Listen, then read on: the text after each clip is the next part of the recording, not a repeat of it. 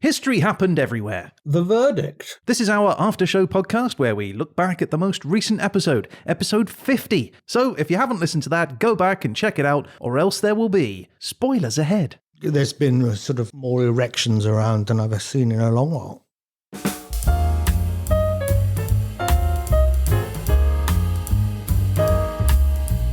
Hello and welcome to History Happened Everywhere, The Verdict. My name is Ryan Weir and I am here in the HHE studio with the boiled beef to my cabbage.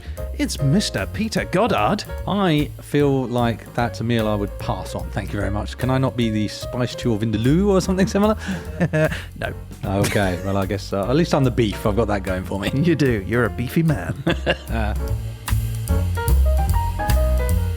I am also joined in the HHE studio by HHE's distended destroyer of dudes. It's Judge Dursley. Look at him in the flesh. In the flesh. I'm currently hiding under the table. How you doing, Paul? I'm not too bad, thank you. You've joined us in the studio today, which Yes, is... you told me it was going to be a pub. Yeah, we were going to do a pub, but we didn't quite make that, did we? Just another disappointment to add to the list. But look, before we proceed, I wish to be reminded of what once I heard. Peter, regale us with a 60-second recap, will you? I blooming will. Do it now! In our 50th episode special, we journeyed far and wide across the four nations that make up the United Kingdom and discovered the topic of 50 through the medium of people and places on the various £50 notes. A train took us to Bletchley Park, where we learned about the many talents of mathematician and codebreaker Alan Turing. Then back to the rails to Edinburgh, to home of Dr. Elsie Inglis, who set up a hospital for the poor and refused to go home and sit still, instead heading to help in the Crimean War. Then a plane to Belfast, into a car to the Bushmills Distillery and the prestigious Queen's University Belfast, staying at a rather swanky Europa Hotel. Then off again to Cardiff, our final stop, where we learnt that Wales never had a note-issuing bank of its own. Sorry, Wales.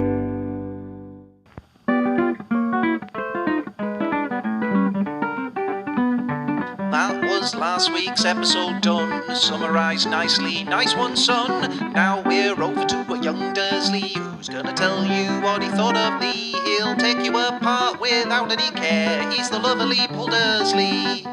The lovely Paul Dursley. Oh, yeah, now I remember. Remember all that? Yeah. You were there. You were literally there. Now you've reminded me. I do remember visiting 4 countries in 4 days, yeah. But look, we're not here for my memories. We are here to learn the opinion of only one man. Whose withering scorn in the flesh is kind of worse, I think, than hearing it down the line. It's quite terrifying, isn't it?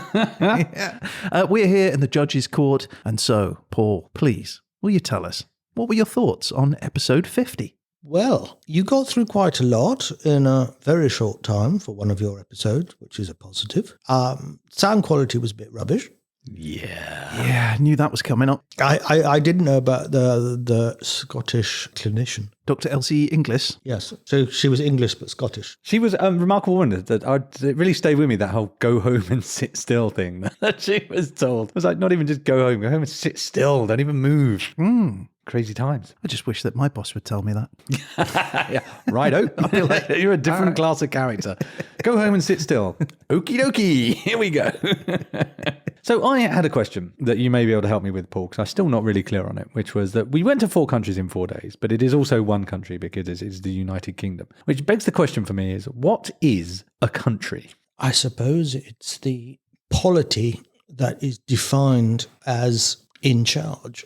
The Wikipedia answer was extremely vague. It was just a collection of people with something in common. That didn't really help me at all. So that means everybody on Earth has something in common.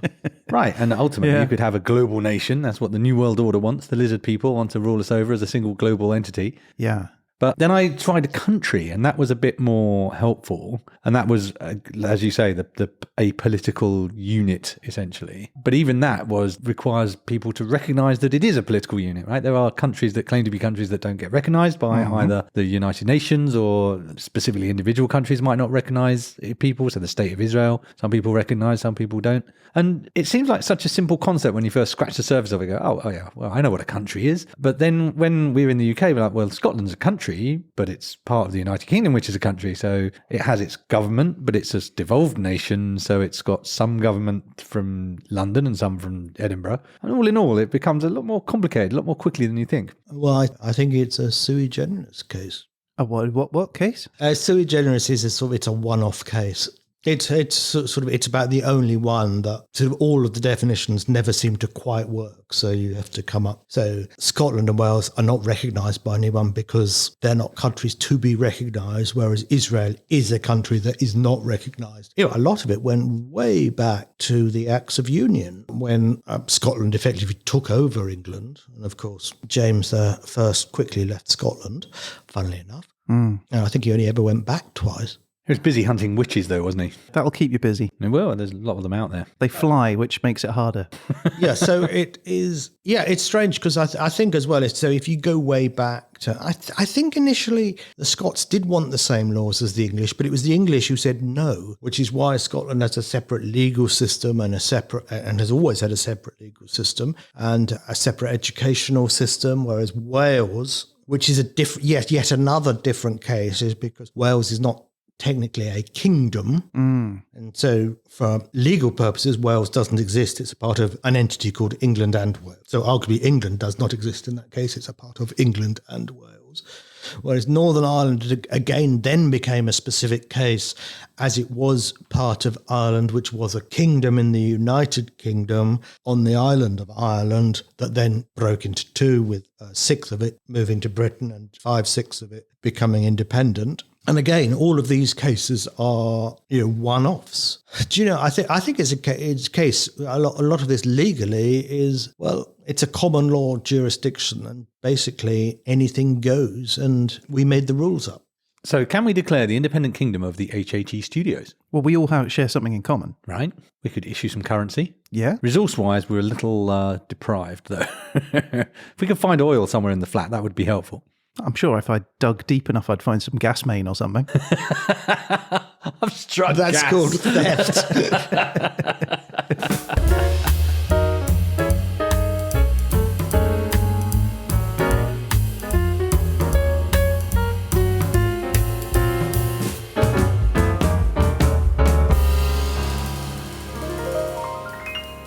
But yeah, so it is the kingdoms, right? Well, yeah. The United Kingdom. We've had a queen now for a long period of time. Yes. How come that hasn't changed to the United Kingdom? Because the titles are always in the masculine. It's one of those, the masculine includes the feminine includes the masculine. But I think we should change it. Just saying. To the United Kingdom? Yeah. But it won't be for very long, will it? I was going to just say that. And then I felt bad. And I thought, well, I'll just wait for you to say it. My suspicion is they'll keep the Queen going by animatronics.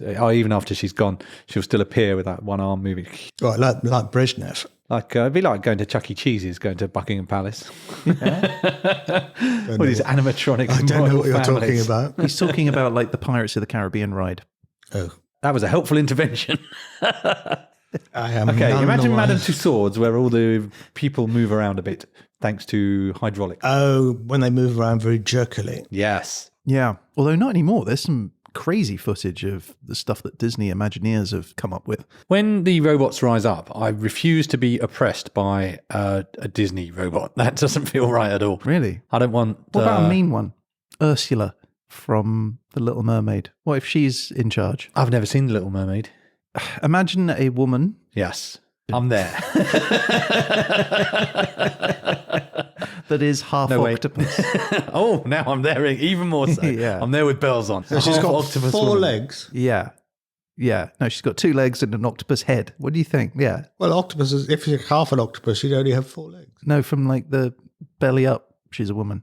Belly down, just full on tentacles.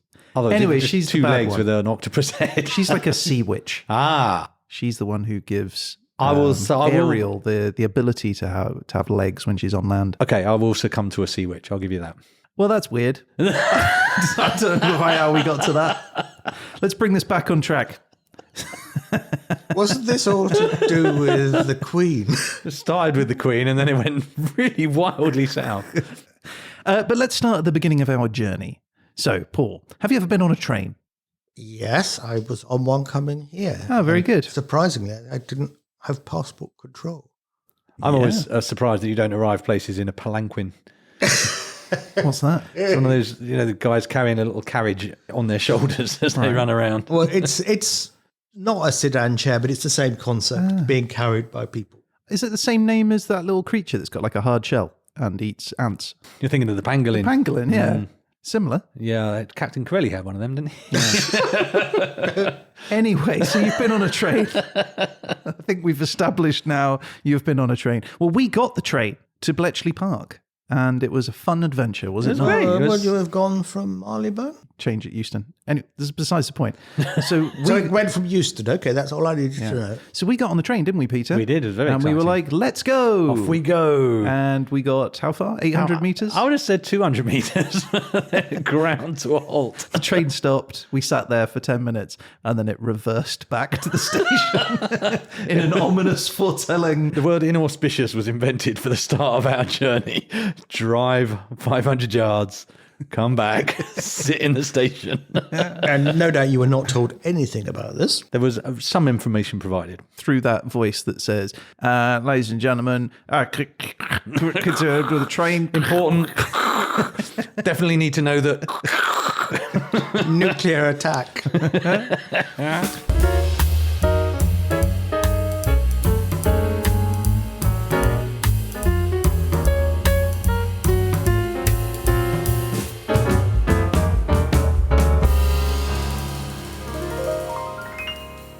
We went to Bletchley Park and Alan Turing was a resident there. He cracked some codes. It was absolutely fascinating. I really enjoyed our trip to Bletchley Park, actually. I had a good idea, didn't I? Not a good idea, but I had a good thought. You said it was a good thought. Which one was that? You have to distinguish it from the many good thoughts that you have, Ryan. Right. Okay. This will require some explanation. Well, this wasn't in the episode. No, it wasn't. Funny that. It was an observation I made that the gift shop, which employed many people, wouldn't exist if it wasn't for Hitler. That is not the phrase. The phrase that was used was, you all owe your jobs to Hitler. And what was their response? I mean, I'm not wrong, though, am I? You're not wrong. I'm not wrong. You're not wrong. No, we hastened on our way. You owe your job to Hitler. Prove me wrong. No, it was accurate, but not necessarily helpful. All you need to do then is go back to something before then, and then you could make the same argument about anything that happened before then. You just to ruin my moment. It wasn't a great moment. Well, I thought it was a genius thought. It was an interesting thought. People in the gift thought shop were not so impressed. Well, Turing wasn't so much a code breaker as someone who came up with the methods.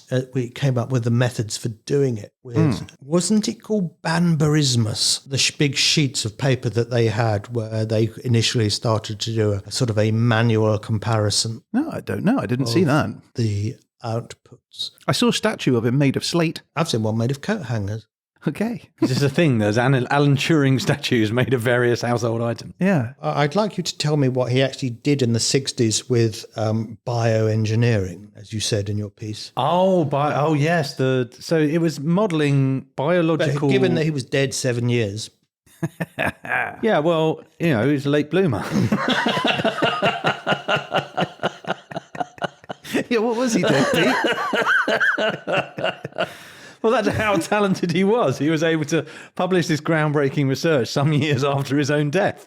Do you want me to write this down for you, Paul? I'll just make a note, shall I?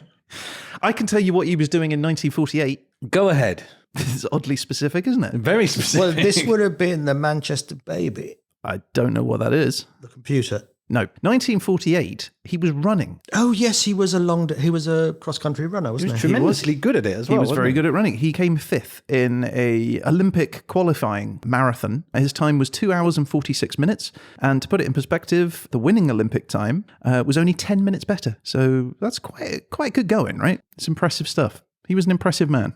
Yeah, for sure. And treated diabolically in what is one of the more shameful episodes in our history, I would say. Yes, I think so. with some of the later stuff that he was doing during the war, wasn't he? With the Colossus and the breaking of the Tunny codes, which were created on something called a Lorenz cipher, which was much more powerful than the Enigma. I don't know why people go on about Enigma. It's one of those. It was a pretty not low end, but it was a general use machine, whereas the Lorenz cipher was actually what was used between Hitler and his high command to keep the gift shops running. Need more erasers.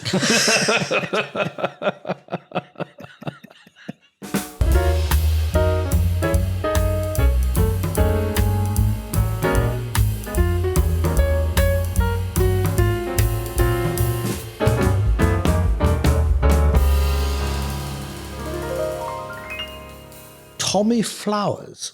Did you come across him at Bletchley Park? Tommy Flowers was basically the engineer who built the Colossus, which was the computer that broke not Enigma codes, but the really important ones. And it was amazing that they basically built it out of pre-existing GPO telephone parts. And yes, Turing's contribution was enormous, but there were lots of other people there as well, and especially the engineers who built this thing, which probably advanced computing by 10 years in as many months to actually get it done with all of these old valves. And didn't they use like washing machine line as well to tie it together? It's very Heath Robinson. But That was my takeaway from it. It wasn't just Alan Turing on his own in a shed, right? Cracking a case. Absolutely. Yeah, I think for me, the whole Bletchley Park takeaway wasn't really about Alan Turing. It was really about the testament to how much you could achieve if you put the right mix of people together and focus in a very specific way on a very specific problem.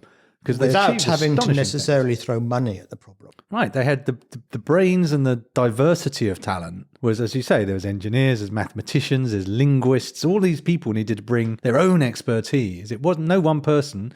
You could crack the code, but if you didn't speak German, that was no good to you. So you need someone to speak German as well. There was just all of these elements needed to add up, and they just did amazing things. It was astonishing. Yeah, it really was. And of course, the secret never got out. And that was really poignant for me was, what did you do in the war? Oh, nothing much. I really want to tell everyone how Well, the Russians knew because they had spies. It never got back to Germany. There were a couple of scares, and I think if the people in Germany had been looking harder, and I think a lot of it was the Germans were arrogant to believe that it was unbreakable. Therefore, and actually, technically, it was not unbreakable. However, as with this thing, it's the human factor.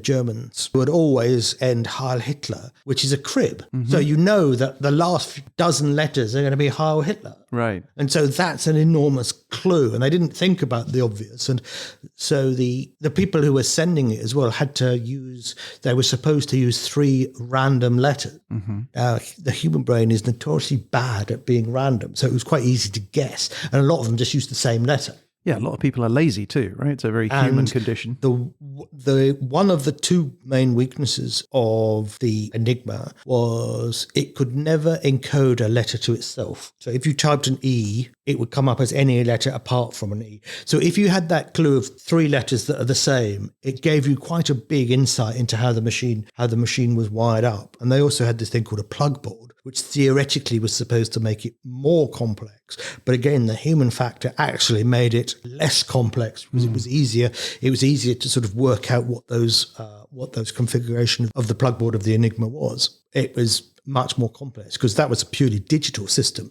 So it was all zeros and ones, which is why the computer was built to actually solve it. Of course, yeah. I thought there were some interesting paradoxes as well, which was one of the ones that struck me was the Lorenz code, as you say, was the more powerful code. But one of the paradoxes of that was if something was found that was encrypted with that code, you knew it was worth knowing actually, and so you knew to focus your efforts because that was the top level, most secure information. So as opposed to this is probably not biscuits. The laundry, right? Yeah, exactly. Yeah. Anyway, enough. Move on. Next bit. Let's go to Scotland.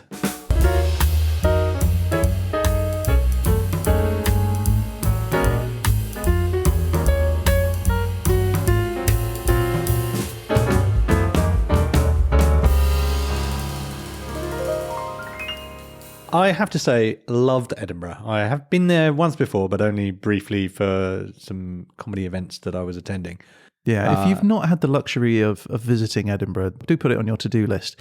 It's a wonderful place. It's a 3D city in the sense that you can be at the bottom of a street and there are another 3 streets above you and 2 below you. And Which is very bad for your map reading problem where you go, I'm in exactly the right spot, but I'm about 50 yards lower than I should be. Yeah. There's no stairs. it's pretty And then when there tiring. are stairs, they're enormously long. Yeah. So, what should we talk about in Scotland? Well, Flora Stevenson, we did not talk about in the podcast, but she is a member of the People on the £50 Note Society.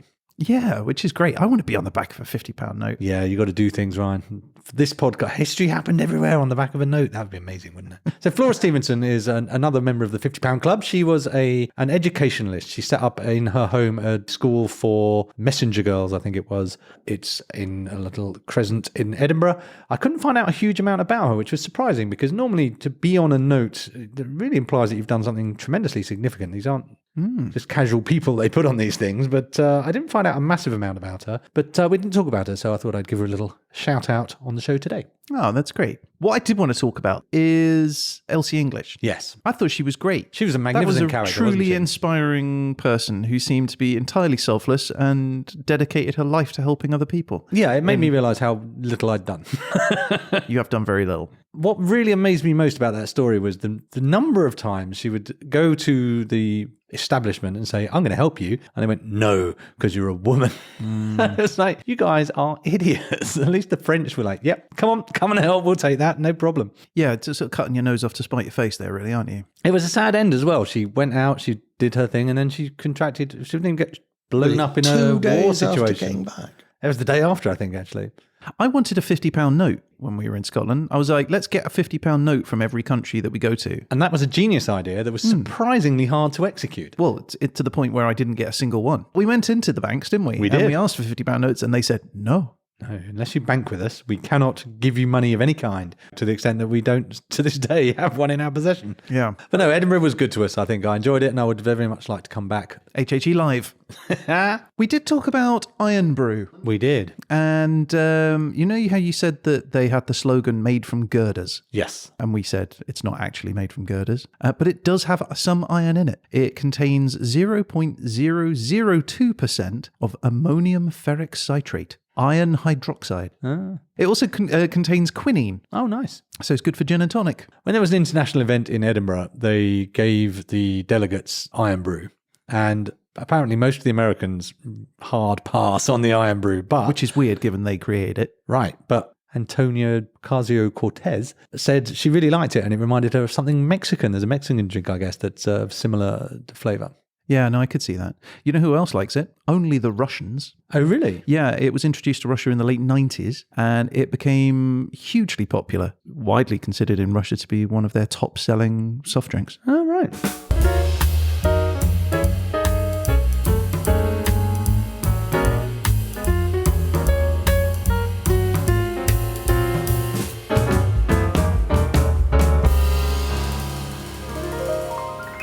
Okay, Northern Ireland. Northern Ireland. Lovely. That was our driving portion of the journey. It was also a very early start to the day. That was a solid 4 a.m. start. So what, you went there from Edinburgh? Yes. Correct. Must have been quite a logistical task, this. Correct. Yeah, so we had a car section in Northern Ireland. We drove out to the Bushmills distillery, which was annoyingly closed. We went to the Giant's Causeway as well. That's though, quite whilst we were close in to the that, area. isn't it? Yeah, very Yeah. close indeed.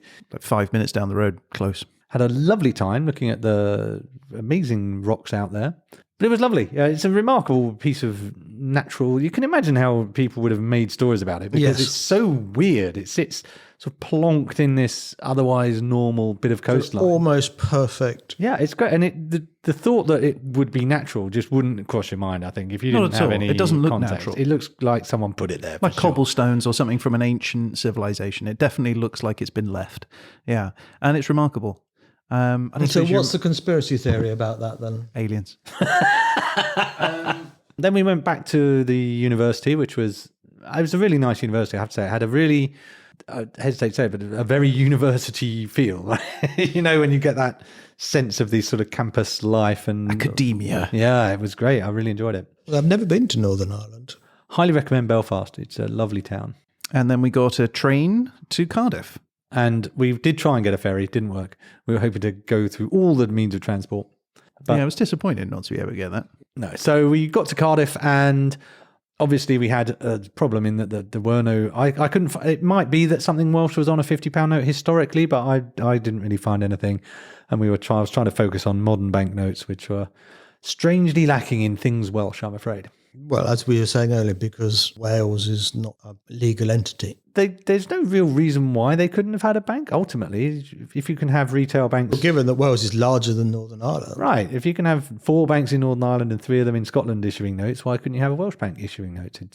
But the story that I found, I only found it from one place. It was very specific. But it did seem to suggest that the Welsh had been done dirty to some extent in the matter of banking. Just in the matter of banking? Well, probably in many other ways as well, but that's the one I looked into. Yeah. But the Cardiff Castle was very nice. Again, it was a lovely town. We had a rather nice... Cardiff Castle is a fake, though, isn't it? Yes and no. It was originally a Roman fort, so there has been a defensive entity there for some time. The Lord Bute, Scottish, richest man in the world for quite a long time. Oh, really? That's why things he built in Cardiff and Castell Coch, absolutely over the top, no expense spared. He was the richest man in the world. Oh, nice. Because he basically owned the South Wales coalfields. Ah, It's like oil fields of the day. right. Yeah. So I think what you're talking about there is that in the Victorian era, the Cardiff Castle was sort of a medieval themed area. So, but historically, actually, there had always been something there. It was right back until the Roman times, and now it's a tourist destination, and very nice it is too.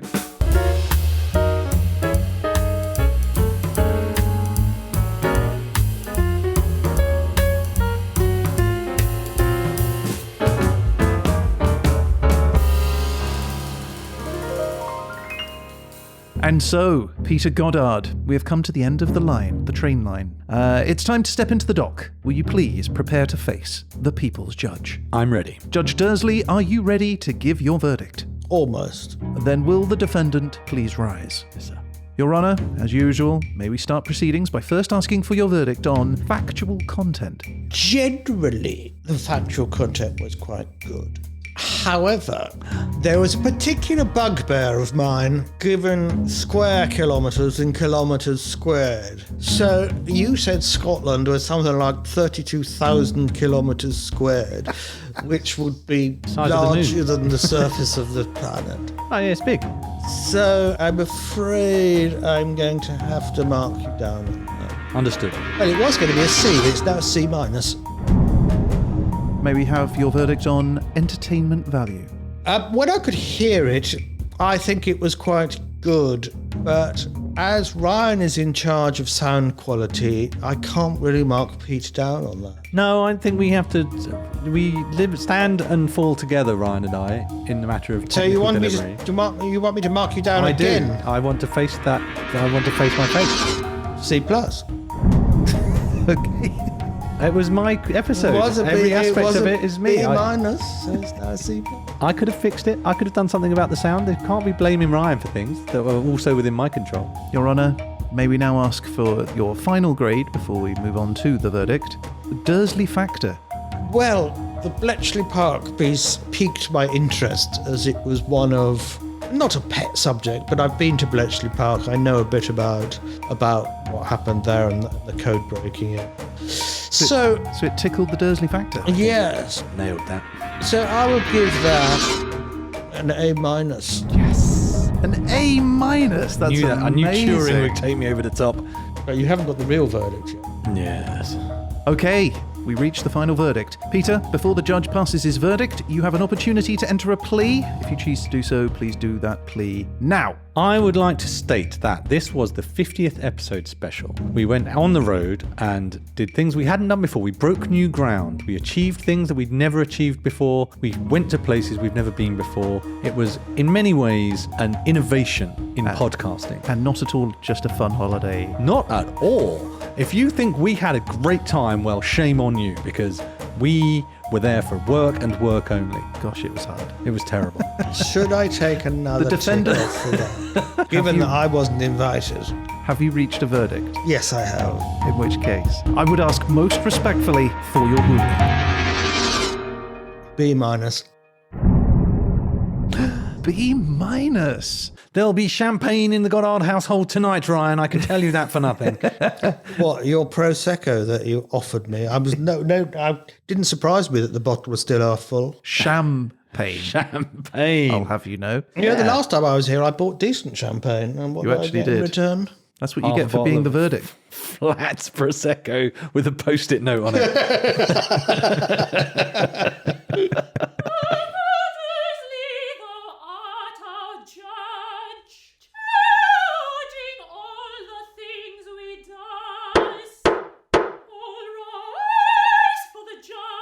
And so the eyes of the world turn, and they're turning towards me. It's episode 51 next, Pete. Animal in Dominica during 1764 to 1848. I think that aardvark in your bathroom is something to do with this. But that is it for this week. So thank you everyone for listening. If you'd like to get in touch about any of the things that we've talked about on this show, or just to say hello, you can reach out to us on social media. Where's my Uber? Through our website at hhepodcast.com, or by email at peteandryan@hhepodcast.com, or thejudge@hhepodcast.com. Do get in touch. We love hearing from you, and you might end up featured on a future show. If you really want to be featured, do rate us and review us on Apple Podcasts, because that recommendation pushes us out into the wide world, and new people can discover the wonders of history happened everywhere. That's right. And if you're on TikTok, Instagram, Facebook, or Twitter, you can find us there, because of course we'd be there. It's at HHE Podcast, and if you subscribe, you're going to get an alert every time we post one of our little 1-minute animated HHE bites.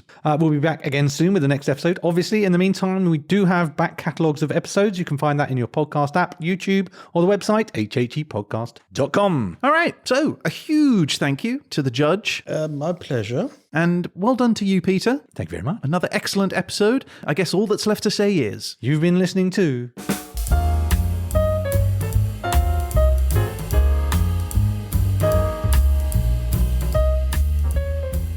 And that's it. I guess all that's left to say is...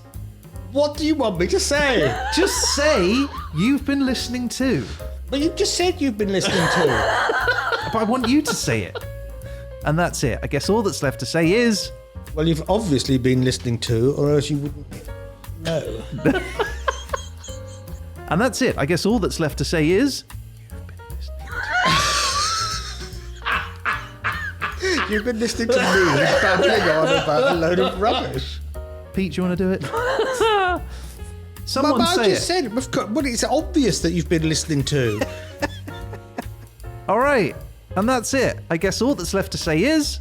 Oh, Christ, I've done this so many f***ing times. I'll just say it once. And that's it. I guess all that's left to say is... Goodbye.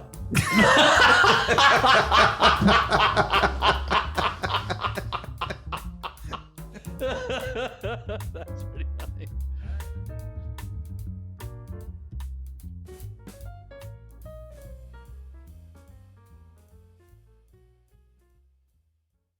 Stilton?